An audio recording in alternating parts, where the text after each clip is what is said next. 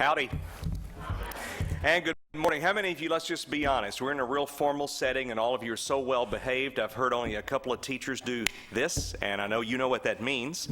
But how many of you are kind of glad to be out of class this morning for just a little while? Everybody good with that? Thought so.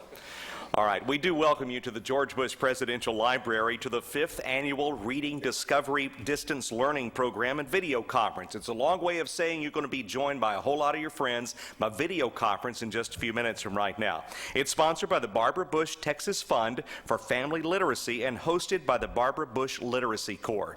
Our purpose is to promote reading activities that increase the excitement of reading, improve your education and your performance in the classroom, and develop self-confidence in readers. Two universally helpful ways to expand your language ability are to have a reading buddy and perhaps to incorporate music as part of that as well, and we've got an example of that later on.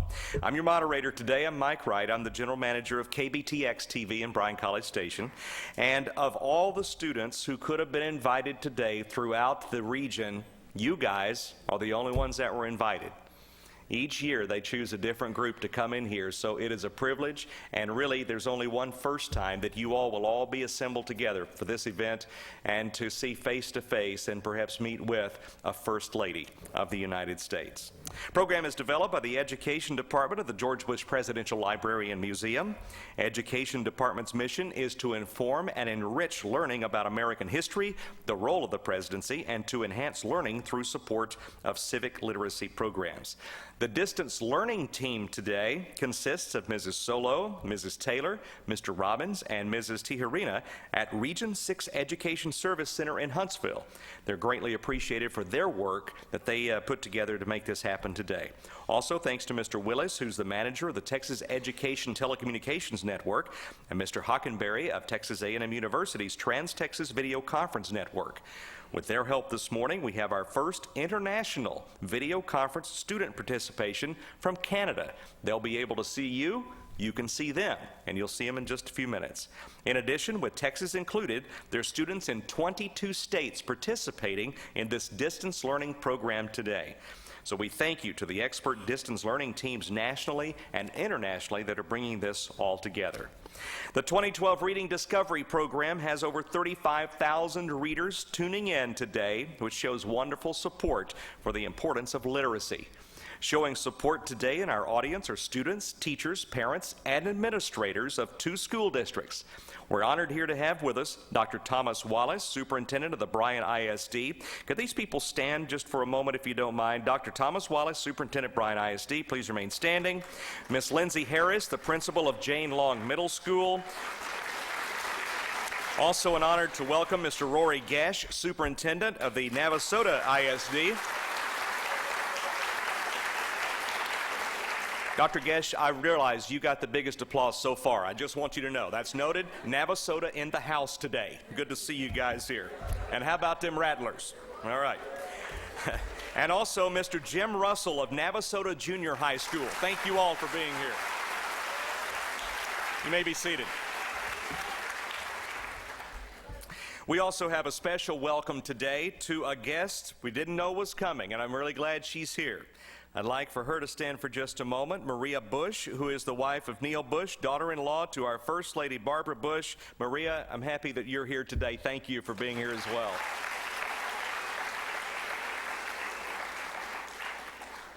At this time, it is now with great privilege and pleasure to introduce our First Lady, Barbara Bush.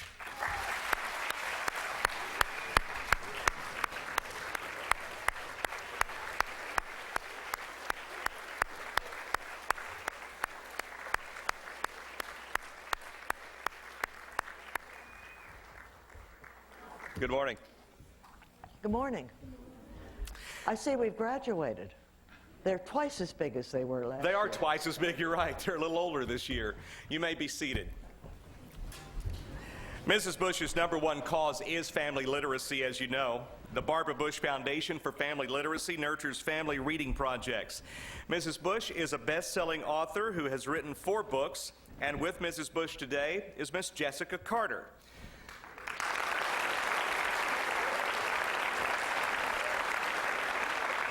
She is an 8th grade language arts teacher at Jane Long Middle School in the Bryan ISD. Ms. Carter is also an advisor of her school's National Junior Honor Society, a graduate of Texas A&M University, and a motivational speaker. We're pleased to announce today the launching of the 2012 Celebration of Reading with Read Around the Planet, or RAP as it's known. Hello to students across the country and abroad that are joining us by way of this communication. Joining Mrs. Bush and Ms. Carter to formally begin the 2012 Celebration of Reading by ringing the bell will be RAP's Polycom Global Director, Marcy Powell. Oh, you're ringing the bell. Darn, I thought I could. And it is time now to officially ring this bell. We're going to all do it together. You want to do it on the count of three? 1, 2, 3. And it is underway. Quite a bell we have there. We are underway with the reading program, and to Ms. Powell, we thank you for being here as well. Thank you very much. Let's show our appreciation to First Lady Barbara Bush, Mrs. Powell, and Ms. Carter for getting this program underway. That's for you. In keeping with our civic literacy mission, this year's theme covers presidential campaigns.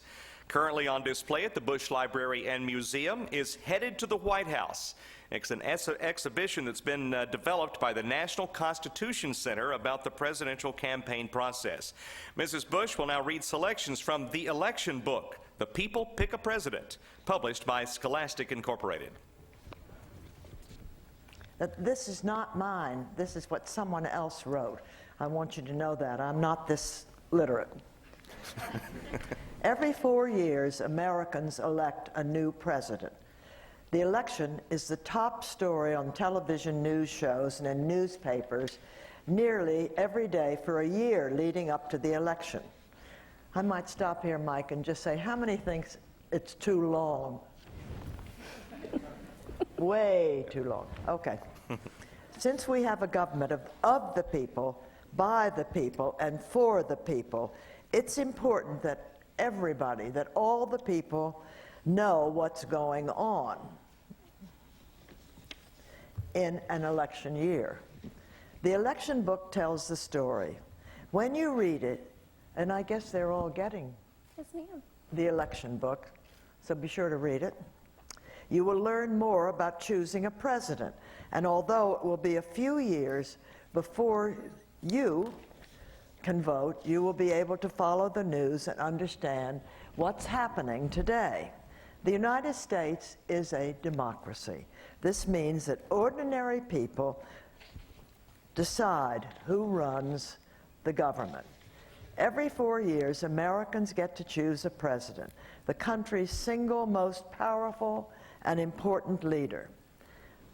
I wonder if that's really true. I think the Congress has a lot to say about that. But anyway, during an election year, all eyes are on the presidential candidates. The candidates are in the headlines and on the evening news. Everywhere you turn, you see a candidate's face on a poster or name on a bumper sticker. But the real power during the election is with the people. Each candidate, whether giving a speech, touring a factory, or appearing on television, has just one goal in an election year. That is to get the votes of the people. The United States presidential election is probably the longest and the toughest race in the world to win. And the winner ends up with one of the toughest but most important jobs in the world. This book describes how a few Americans get into the race for president and how millions of Americans take part in choosing the winner. Now, you all have got to go home. Be sure your parents all vote. Promise. That's the end of the book. All right. Thank you, Mrs. Bush. A favorite part of the program is the video conference. It is a question and answer session with many schools participating. We're going to begin today with Tedrick, a 6th grader at Jane Long Middle School, Bryan Independent School District, with the first question on stage. Tedrick? Hello, Cedric. I'm a 6th grader. My teacher is Bird. My librarian is Miss Kirsten. And my question is, what was your favorite activity while traveling on the campaign trail? I guess, Cedric, my favorite activity was meeting the people, because that is fun. You meet a lot of people. You meet a lot of funny people. You meet a lot of very good people. And you meet a lot of... But I loved meeting the people. And I was very lucky because I was always sent to sort of the smaller places where the vote might not go our way, like Hawaii. That's a tough call to be sent to Hawaii. And I did a lot of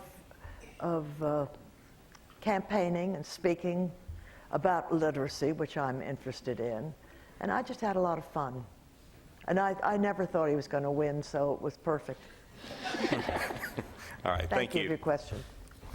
All right, and now we go to Region 6, where Mrs. Barbara Solo, Component Director for Technology Services, will facilitate and moderate the video conference as we visit schools. So we'd like to say a big hello to Mrs. Solo, who we should be able to see on the screen in no time at all here, who will hook us up to the other schools. So Mrs. Solo, we're going to toss that to you, and we'll get started with an explanation of how this is going to be handled today. We are so excited. We have so many kids out there throughout the state of Texas and all over the United States, excited to ask Mrs. Bush a question. And Mrs. Bush, we want to thank you so much for doing this every year. Oh. Okay, so without further ado, we're going to get the students started. So let's go to Southwest Houston, Texas, in Region 4, to Alief Independent School District, Ewens Elementary School. Are you there? Yes, we're there.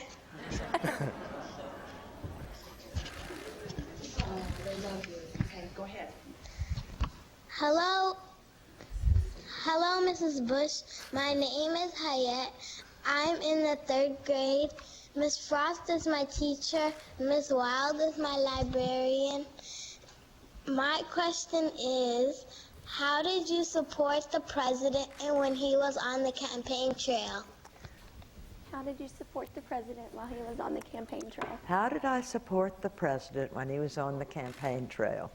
Well, first of all, we had 5 children, so I tried very much to take care of them and their problems. They were so great, they had very few. You believe that? Anyway, I tried that first because that was my job, and then I campaigned all around the country, and that was a lot of fun for me. I think I went to every county in Iowa, and we did win Iowa, or maybe we lost Iowa, doesn't matter. No, we won Iowa. And then we lost from then on. But anyway, I had fun doing that. Thank you for asking your question. You have 2 funny-looking things in front of you. They're green. What are those green things? Yeah, that. They're alligators. Alligators. Thank you for asking your question. Thank you, Mrs. Bush. Thank you, Alief. All right, well, let's go ahead and to East Texas right now in Polk County and do call on Corrigan-Camden Independent School District, Corrigan-Camden Elementary School. Corrigan, are you there? Yes.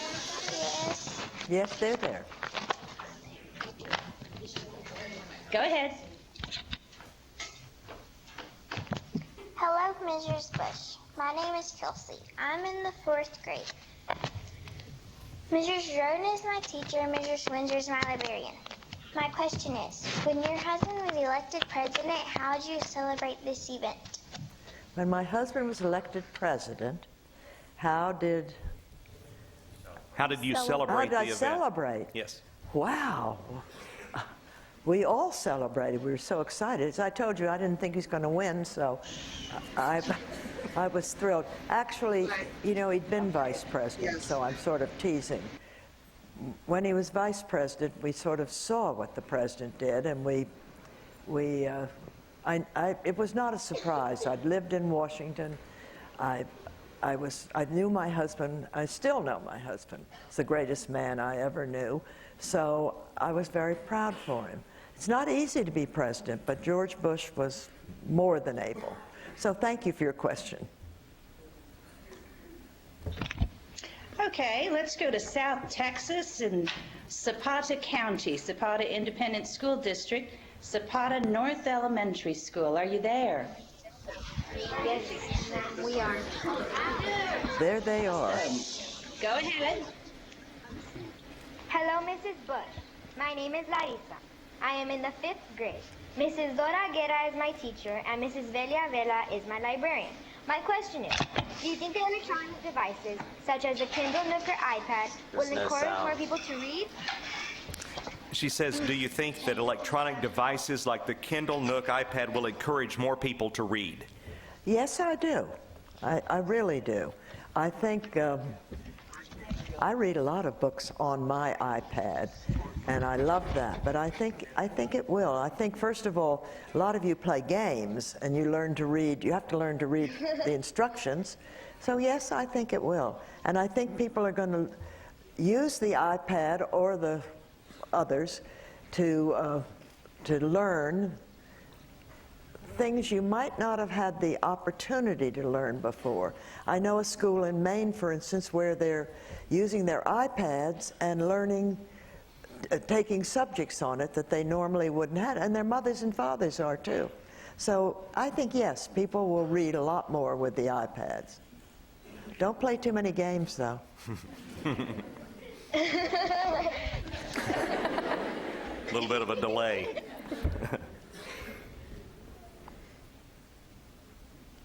We need another school. Right now. Oh, yes, we're going to go to New Jersey, North Caldwell Independent School District, Gould, New Jersey. Are you there?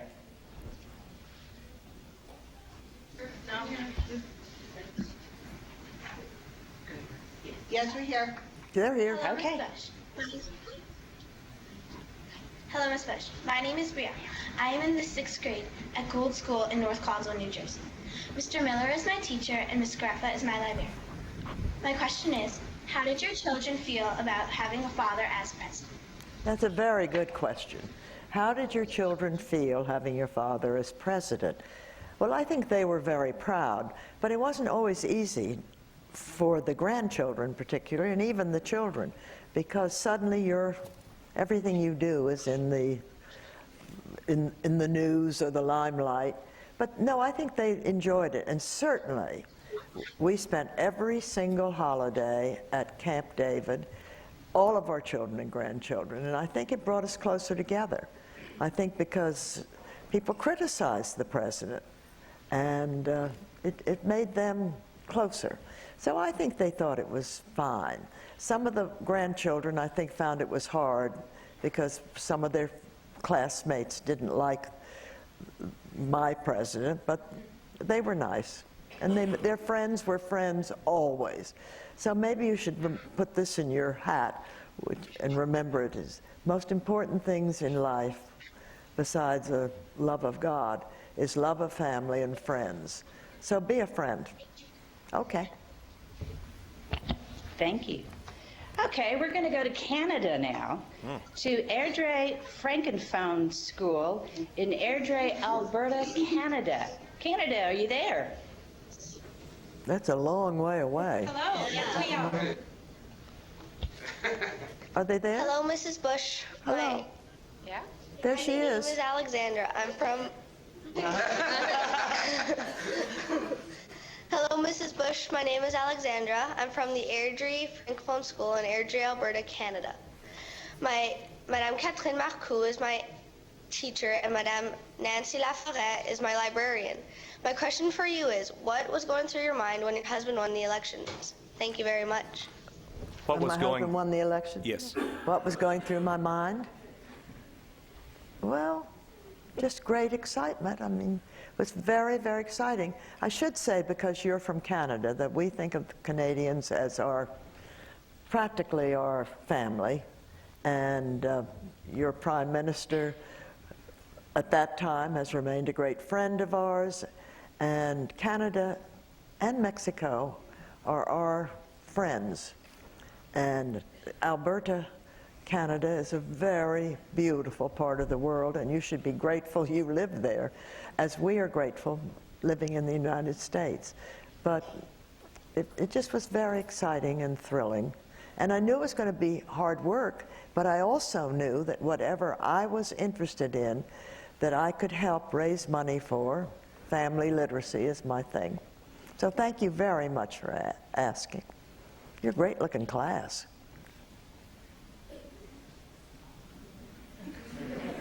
Goodbye.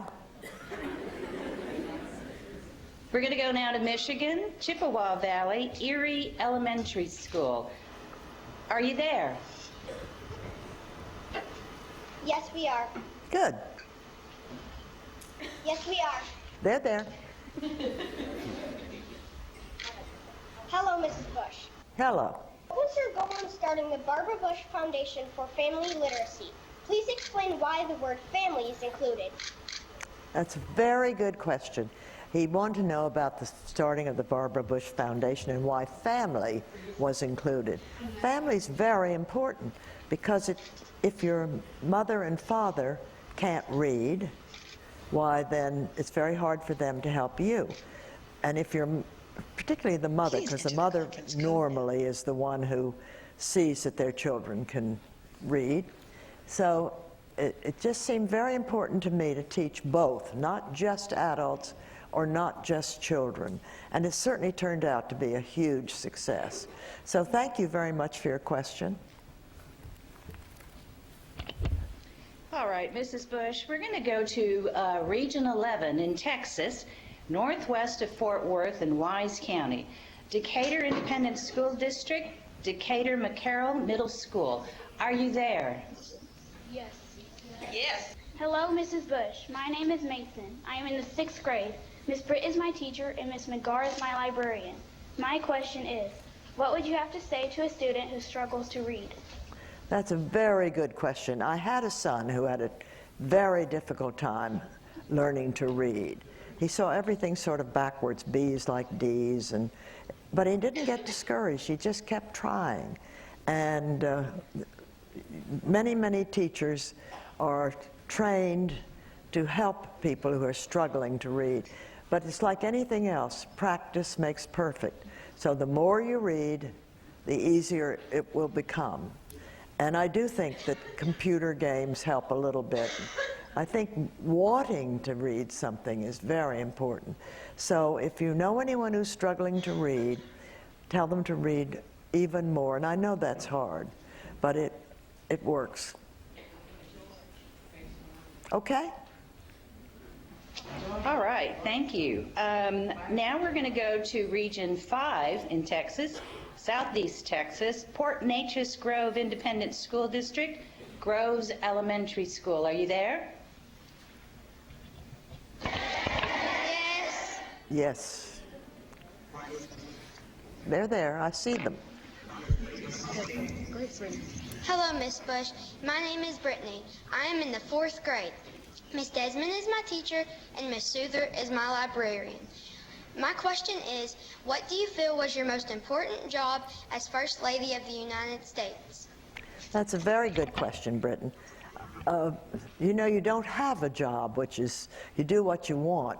And I asked my staff to try to find something every single day that helps someone else. And I think that was my maybe most important job. So when someone like Cher came, she was working very hard. She'd done a movie called Mask, and she had doctors who performed operations on boys and girls, and maybe men and women whose faces were totally deformed from fire or from birth, some accidents. Why, I could have a tea for her. You didn't read about it, except you read about it where the families were from. Or if someone had arthritis, why, I could have something for them. And mostly I did literacy. But I did Martha's Table in Washington. I tried to do something every day, because when you're First Lady, like Michelle Obama, she's working hard to get the right foods in schools, having children eat the proper foods. I think that's good. That's what a First Lady should do, and that's what I tried to do. So that was I think that was my most important thing to do, truthfully. Something every day for someone else. Thank you. Goodbye. All All right, we're ready to go to Region 20 in South Central Texas, Edgewood Independent School District, Perales Elementary School. Are you there? Yes. They're there. Hello, Mrs. Bush. My name is Clara. I am in the 4th grade. Ms. Benavides is my teacher and Ms. Lasoya is my librarian. My question is, who was your most influential role model who inspired you during your White House years? That's a great question, Clara. And I'll tell you who inspired me most in maybe life was Helen Keller. She was a lady who was blind and she was deaf. And I read one day that she said, being literate keeps me from being disenfranchised from life. Now, who taught Helen Keller to know what disenfranchised meant? I mean, she just was inspiration. She taught herself, but deaf and blind, it's an amazing story. So when I think something's hard and I worry about something, then I think of Helen Keller and I think if she could do that, then I can do anything. Thank you for your question. And you look very stylish today. Thank you. You can see her, but she's cute as a button. Okay, we're going to go to Region 14 in Central Texas, Haskell Consolidated School District, Haskell Elementary School. Are you there? Yes. They're there. Hello, Miss Bush. My name is Sierra. I am in the 5th grade. Miss Walls is my teacher and Miss McManaman is my librarian. My question is, what was your favorite fun activity as First Lady?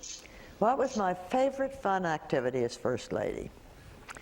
Well, I think Christmas season, because the Christmas decorations were so extraordinary and so much fun. Like 40 people came for a week before. The White House flower department had already worked for a year, but they came and they put wonderful decorations up and they worked for a solid week. They were volunteers and people really sort of begged to get on this committee, but they came from all over the country.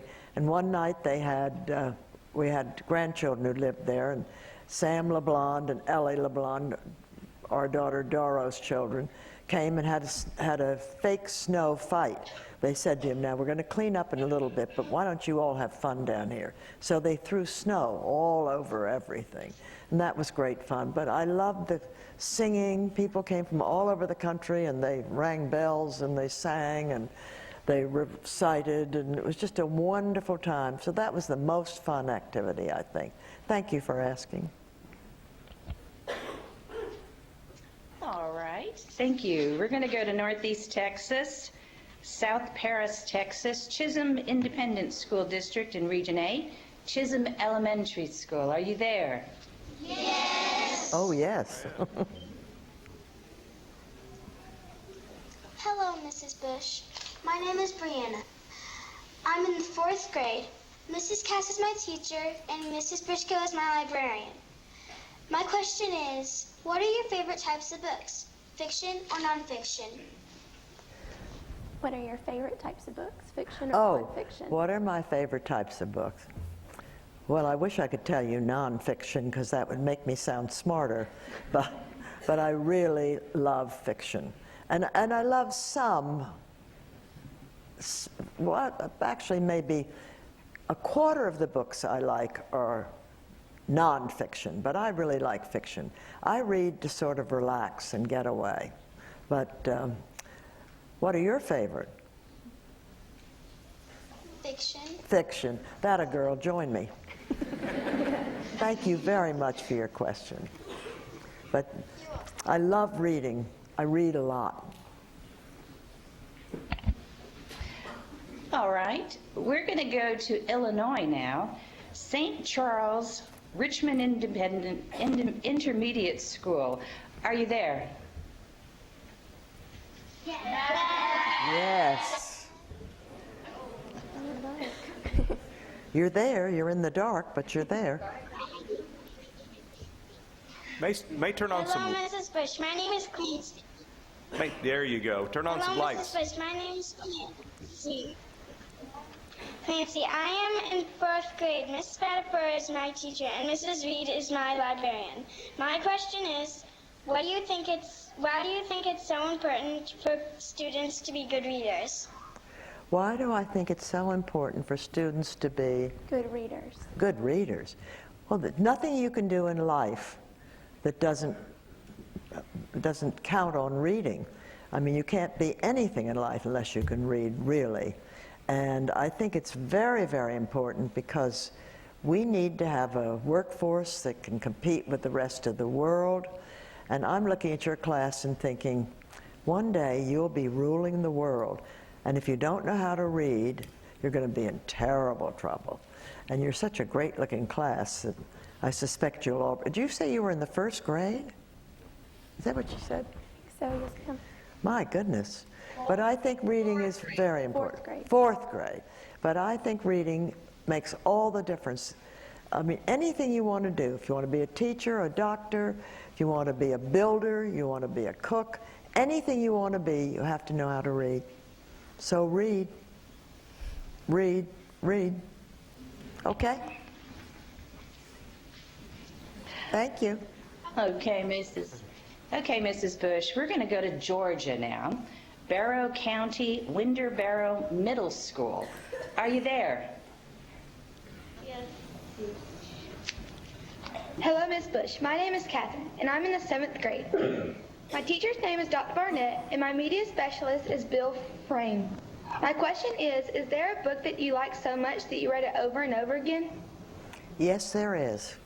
I'm crazy about Pride and Prejudice, but I like all of Jane Austen's books. But yes, if that's one book that I have read over and over again.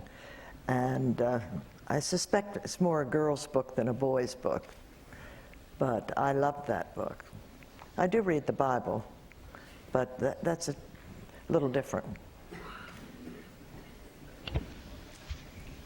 Thank you.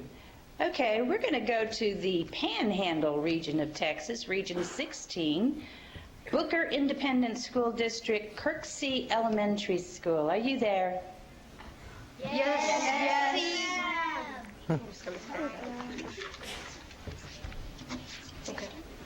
Hello, Mrs. Bush. My name is Edgar. I'm in 4th grade. My teacher's Miss Rinker. Mrs. Wynn is my librarian. My question is, how can we use reading in our future careers when we grow up? How can you use reading in your future career? Oh, when you future grow career. up? There's just nothing that you do if you have if you sign a paper, you've got to be able to read and be sure you know what you signed. If you buy a house, if you run a business, just every single thing you do, I cannot emphasize that enough, is you've got to be able to read.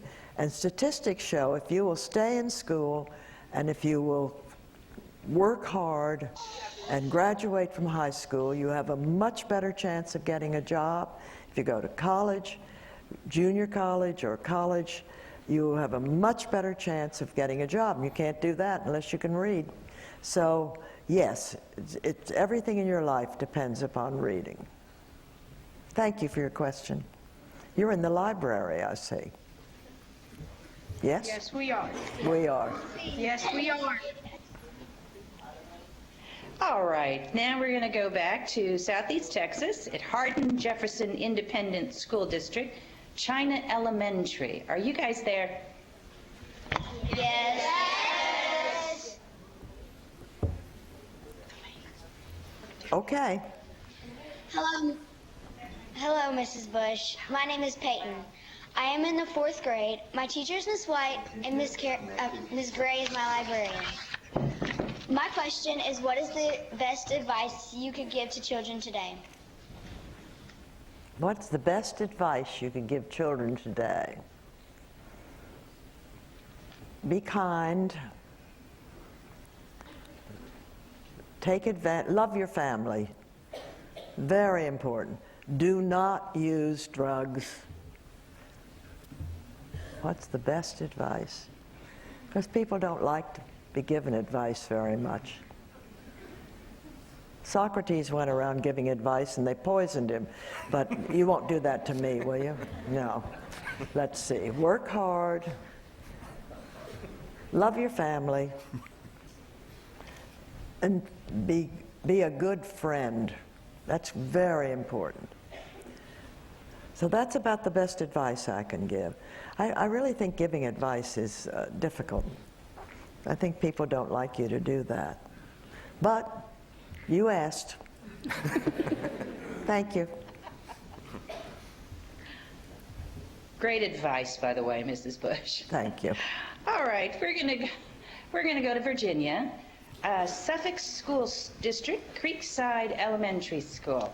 Virginia, are you there? We are here. Yes, we're here.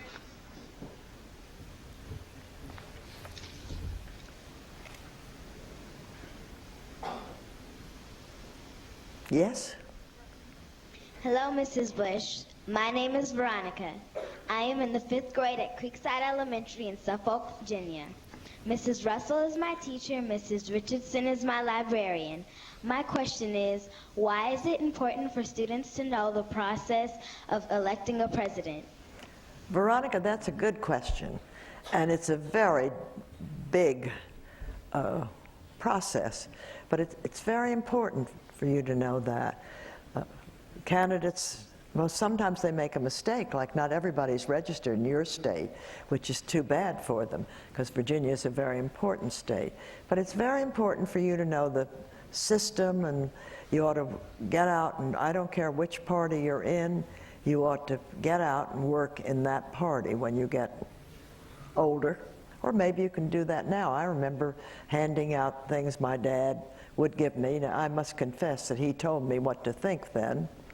But I handed out stickers, and it's just very important to know the amount of effort and work that goes into being a candidate. And they need volunteers.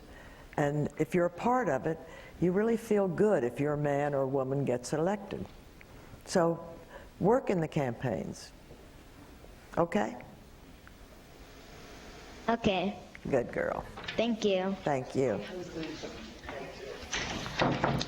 All right, we're going to go to Idaho, Weiser School District, Weiser High School. Are you there? Yes. Drew said it from there.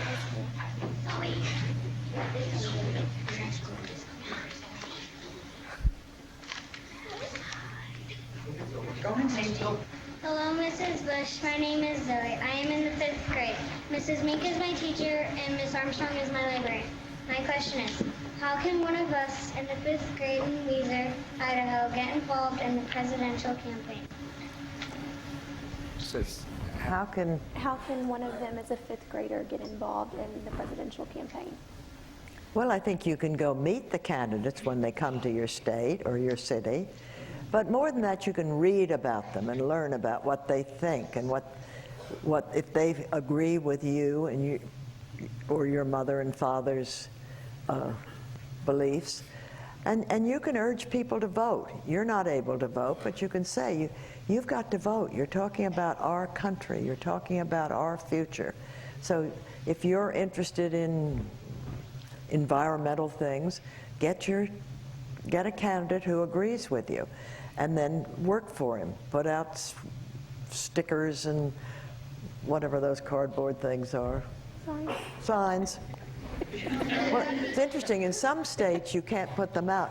You have to stand on the road and hold them in Florida. I've done that for my son. Sit there and held a Jeb Bush sign. But you can do things that will help, I promise you.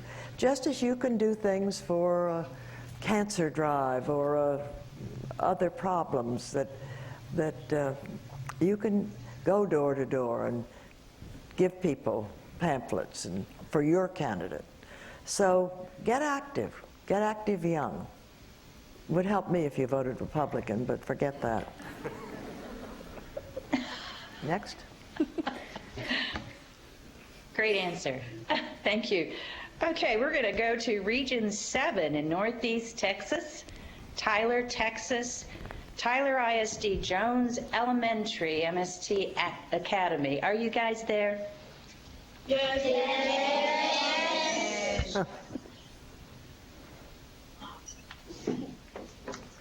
Who's asking the question?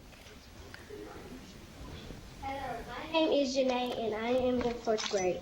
Miss Evans is my teacher and Miss Straley is my librarian. My question is, how has your life changed since your husband left office? Is it simpler or is it still as busy? It's pretty busy. I was in Tyler, Texas this very week, but I don't do half as much since my husband left office, but I do a lot because just by being the wife of a former president, you have an opportunity to help and make money.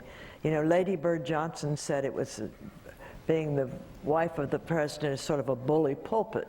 The people listen to you. So I can go and raise money for schools or for hospitals, or in Tyler's case for the Tyler Literacy Council, which is fabulous. I love Tyler, Texas. You had the most generous, active people, and that was great for me this week. You ought to all be very proud of your city and your mayor that you had a Barbara Bush Day this week. Any of you notice it?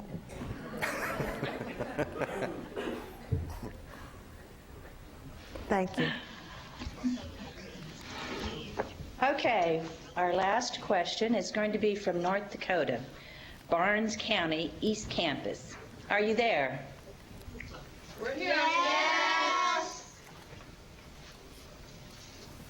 Hello, Mrs. Bush. My name is Dylan. I am in the 4th grade. Mrs. Berger is my teacher, and Mrs. Undum is my librarian. My question is, have you ever thought of running for office, and what would you change if elected? The answer is no. I'm not qualified to run for president, nor was I qualified to run for president. I think, I really think you have to have worked hard and studied hard and to be president, and I am not the least bit qualified. What would I change? I might change the strength of the American family. I'm worried about the family, and I'm worried about the lack of emphasis on how important the American family is. So that's what I'd change, but I don't know how you do that. But I would love to have changed that. Maybe by setting example, by having a strong family, and by showing the great value and the richness of a strong family. There's just nothing like the support of your family. And friends, but that isn't what I change. Friends, I think, are always there. But thank you for your question. Great question. Are you cold up there now? Nope. Nope? Nope, 30 degrees. Whoa. We think 30 is pretty cold. But thank you for, no, not cold, just 30. All right, Mrs. Solo, I just got to say thank you for facilitating this. And Mrs. Bush, I will tell you, of the years that this has gone on, I'm just fascinated that we went to all these states and to Canada today. So am That's I. something new. Isn't that neat? Fabulous. Thank you, Mrs. Solo, and to all that made that possible. We've That's got very, it very deep. nice. Yes, ma'am.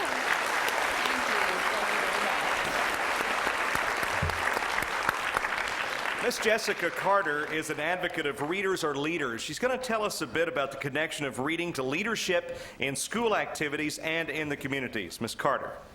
I am so honored and privileged to share with Mrs. Bush today, and each of the students and guests in this room, the importance of why great leaders are also great leaders. I grew up in Conroe, Texas, in an agricultural family where being a part of student activities and leadership was an important part of my everyday life. My parents instilled in me the importance of leadership and being involved in organizations such as Student Council, National Honor Society, 4-H, and FFA. It is through these organizations that I learned a great deal about being a leader. self-respect, a positive image, a great attitude, teamwork. I know many of you are asking yourself today why reading is so important to leadership, and it's simple. Great leaders are also great readers. Successful leaders are good communicators. When you open a book and read, you're improving your diction and word choice. Positive books also help us maintain a positive self-image and remind us to keep going even when things seem to be difficult. As you progress in your career as a student, you're going to be given the opportunity to join different organizations in your school. I strongly feel each one of us is born with the ability to be a great leader, but we have to join organizations in order to improve our leadership skills. Great leaders aren't born overnight, and you have to keep working. Great leaders possess skills such as self-confidence, teamwork, respect, dignity, in order to be productive citizens in our community. School groups such as National Honor Societies, student councils, athletics, choir, 4-H and FFA, and many other school groups give you this opportunity. Plus, you're developing your leadership skills with students who have the same interests and ideas that each one of you have. At this time, I would like to ask all the students in the auditorium and connected with us through distance learning who are involved in extracurricular activities to please stand. You're involved in extracurricular activities. You've got to give them a hand. Each one of these students is on the road to being successful leaders in their schools and communities. Please join me in applauding them.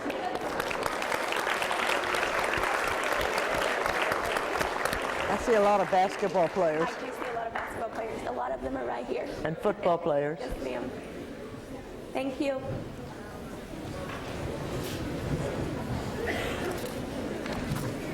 Thank you, Ms. Carter. Thank you. 3 pairs of reading buddies will now read selections from the election book, The People Pick a President. First, we have reading buddies Megan and Cody from Navasota Junior High School, the Navasota ISD.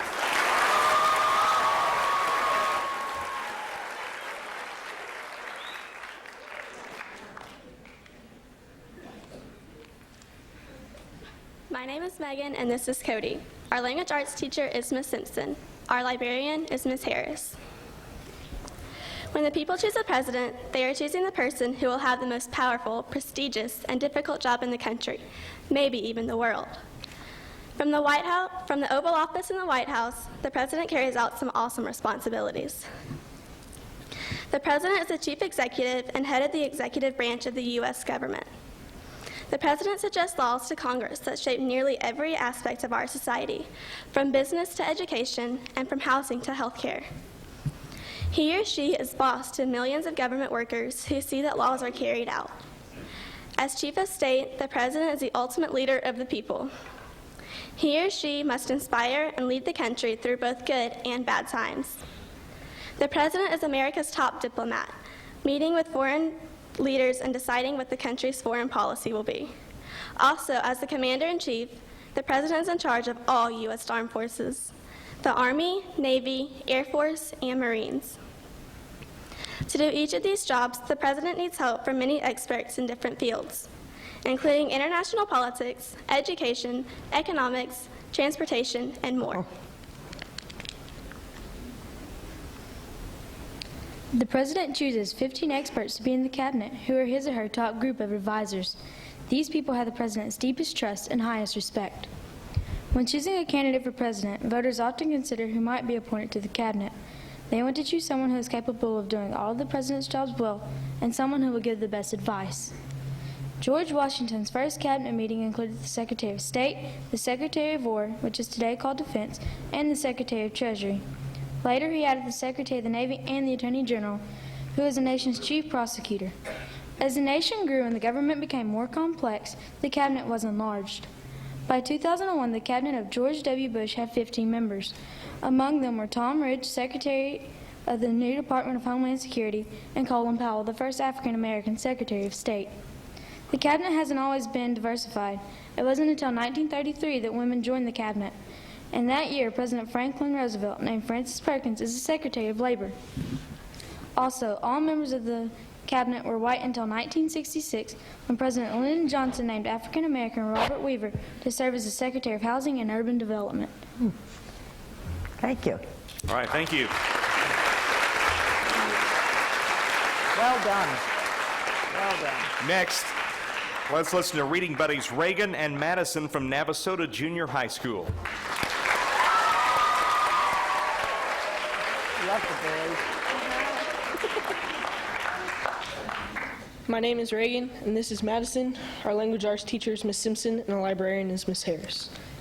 Since the Constitution was written, the standards by which Americans judge their presidential candidates have evolved and changed, as well as the methods used to choose that person for the job. The serious contenders for the presidency know what the people expect from a leader, and they set out to prove they can do the job. Candidates need the right kind of experience before people will consider them seriously as a potential president. People from many different professions go on to become presidents, but every president has had experience in government or experience leading a large organization before getting the country's top job. Since the 1960s, many candidates for president have been governors and/or U.S. senators. 25 presidents have been lawyers. Several have been military leaders, including Washington, Jackson, Grant, and Eisenhower. Others have been farmers, teachers, and businessmen. A former actor, Ronald Reagan, became one of our most popular presidents. A candidate for president must be convinced, beyond a shadow of a doubt, that he or she is the best person for the job.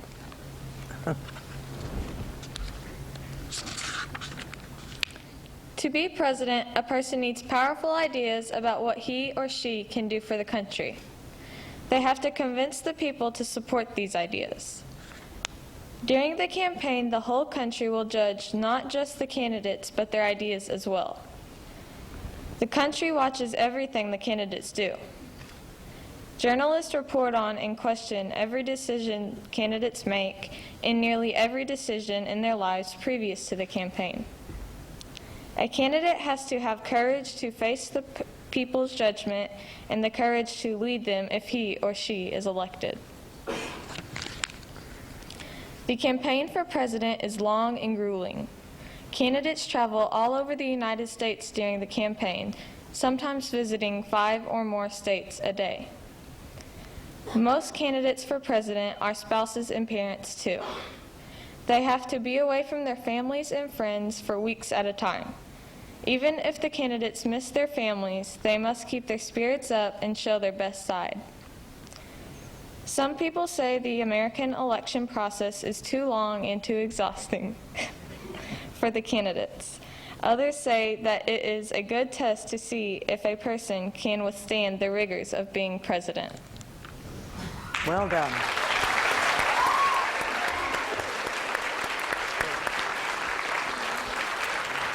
And finally this morning, we'd like to welcome reading buddies Sydney and Joshua. They're from Jane Long Middle School in the Bryan ISD.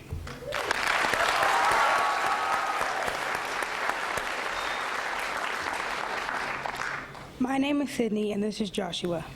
Our language arts teacher is Miss Carter. Our librarian is Mrs. Kirsten.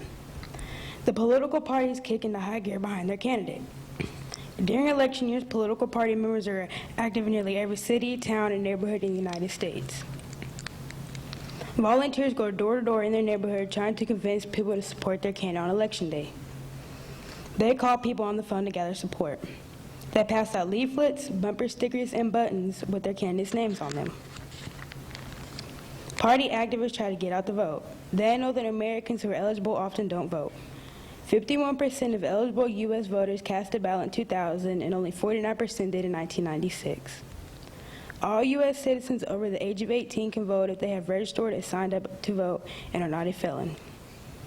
Everyone born in the United States and its territories is a citizen. People who immigrate to the United States may also vote if they become citizens first. At last, election day arrives. The campaigning is over. The frenzy activity, the speeches, the promises, and the television commercials have all stopped. Traditionally, candidates do not campaign on election day. They do what millions of other Americans do. They vote and then watch reports of the election on television. Every neighborhood has its own voting place. Usually, voting booths are set up in a public school, a firehouse, or the town hall. It is very likely that voting takes place in your school. First, each voter must check in and prove he or she is registered to vote in the neighborhood. In some states, voters can register to vote on Election Day. Traditionally, the voter goes into a space enclosed by a curtain. Inside is a machine to record the person's vote. That vote remains secret unless the voter tells someone. If voters are away from home on Election Day, they can still cast a ballot. They have to get a special form and mail it to their election office. In most elections, including the presidential elections, voters also choose people to fill other offices. U.S. House members in Congress run every 2 years. U.S. senators run every 6 years. Also, there may be a host of state and local candidates. All right, thank you. At this time, our reading buddies want to show our admiration, respect, and appreciation of First Lady Barbara Bush for her generous service to the cause of literacy, which has transformed so many lives. We do thank you for all that you do. I think you guys have a special presentation to make, do you not? Who's doing that? Thank you. Also How making beautiful. a presentation to Miss Carter for her support of today's program as well. Nice little bouquet of flowers. Thank you. You all did very well. Thank you. You have great posture. You do. That's from someone whose back is bending the wrong way. Congratulations. Right. Thank you guys very much for that. I'm assuming you were chosen because you were great. Thank you. This time we'd like to welcome the quartet called the Aggienizers. They're from the Texas A&M University Singing Cadets. Quartet members are Jake Oberg, John Crawford, Matthew Groff, and Nathan Tamburillo. Pleasure to have you back to join us again this year. They're going to have 3 songs for you, starting out with Home on the Range. Please make welcome from the University Singing Cadets at Texas A&M, the Aggienizers.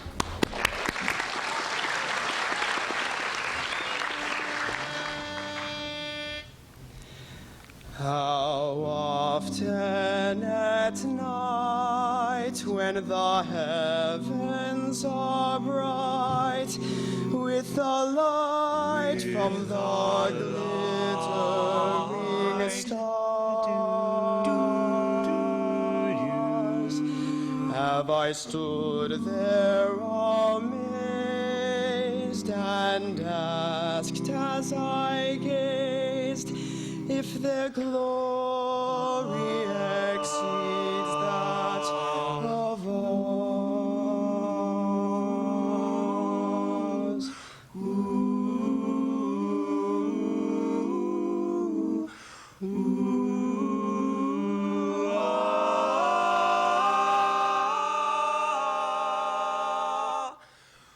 Home, home on the range, where the deer and the antelope play, where seldom is heard a discouraging word, and the skies are not cloudy all day, all day, all day, all day.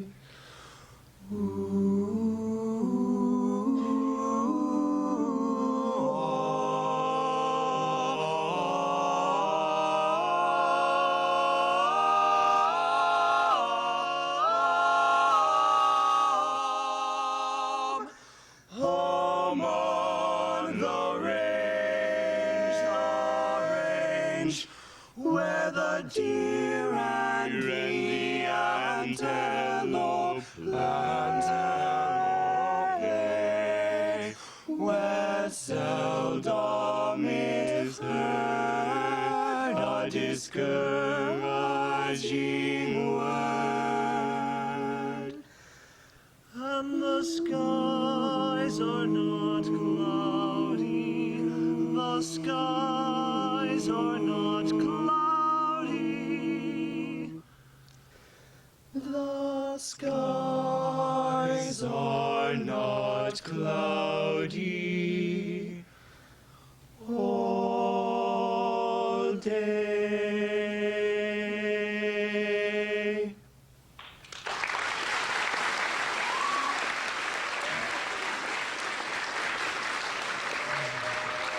Well, thank you. We are the Agonizers, and we're all huge sports fans up here, and we're getting ready for baseball season and spring training coming up, so we're going to sing Take Me Out to the Ball Game, but we just learned it like last week, and John's having a little trouble picking it up. No, I'll be fine. It'll be good, I promise. I'll get it. I got it this time. So we'll see how it goes.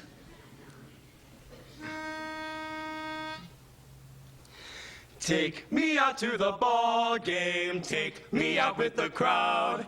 Buy me some peanuts and Cracker Jack. I don't care if I never get back, for it's root for the Aggies. If they don't win, it's a shame. For it's 1, 2, 3 strikes, you're out at the old ball. Why don't you come and take me out to the ball game? Take me out with the crowd.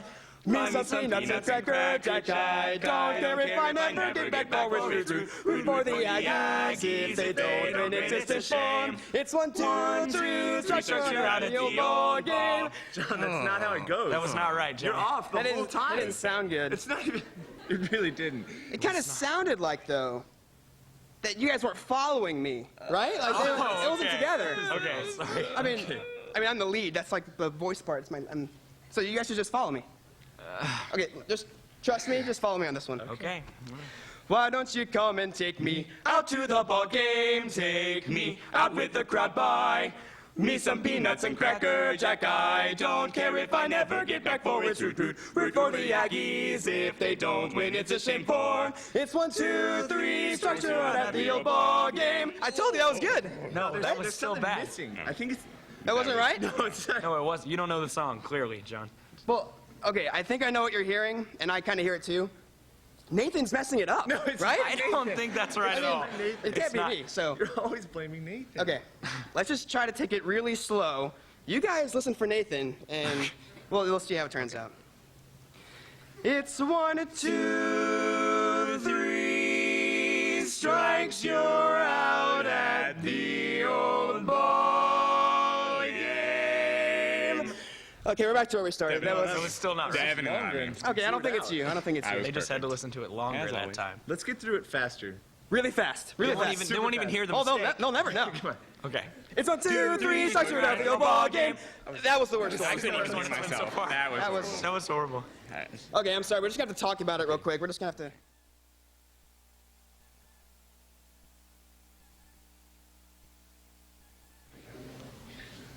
So we have come to an executive decision, and today we will be having new lead auditions. No, that was a joke. It was a joke. It was a joke. Okay? We talked about something else, so this is what we're going to do. It's 1, 2, 3, 4 balls you walk at the old ball game.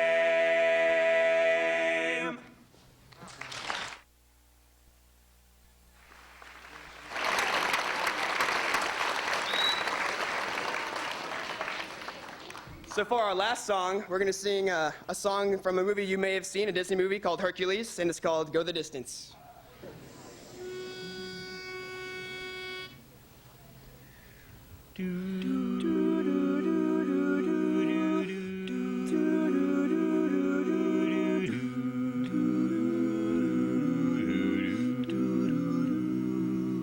I have often dreamed of a far-off place where a great warm welcome would be waiting for me, and the crowds will cheer when they see my face, and a voice keeps saying, "This is where I'm meant to be."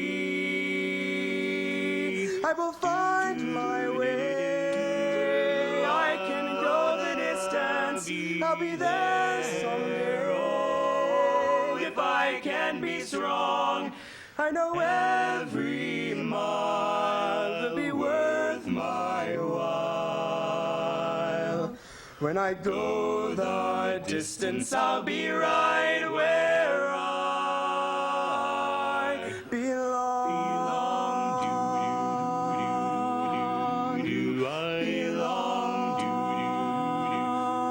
I'll be where I belong.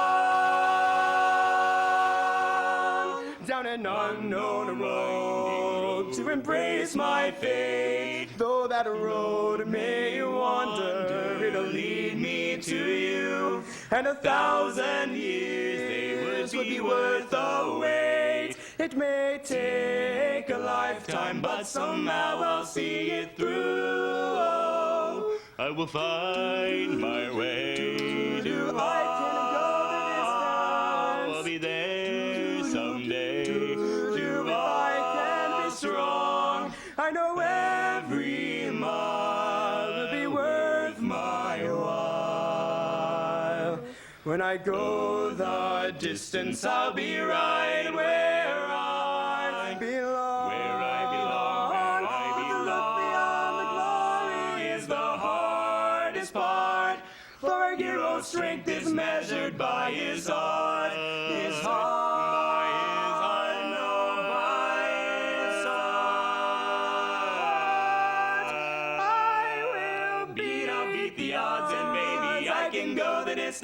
I will face Before the world, and I'll be fearless, proud, and strong. I will please my God. I can go the distance till I find my heroes welcome right where, right there where I belong. Every mile be worth my while. I'll be right where I belong.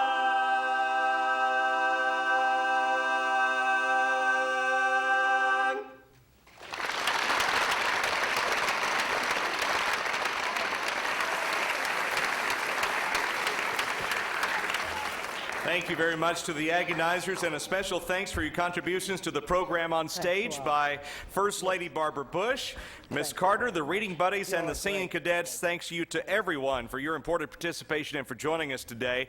Reading does provide you with an exciting discovery adventure. We hope that you'll find a reading buddy and enjoy your time reading. We thank you very much for being here this morning for this reading program. At this time, I'd like to ask that you in the auditorium please stay in your seats until Mrs. Bush leaves. But again, thank you for being here. Thanks to our participants on stage, and have a wonderful rest of the day. Thank you.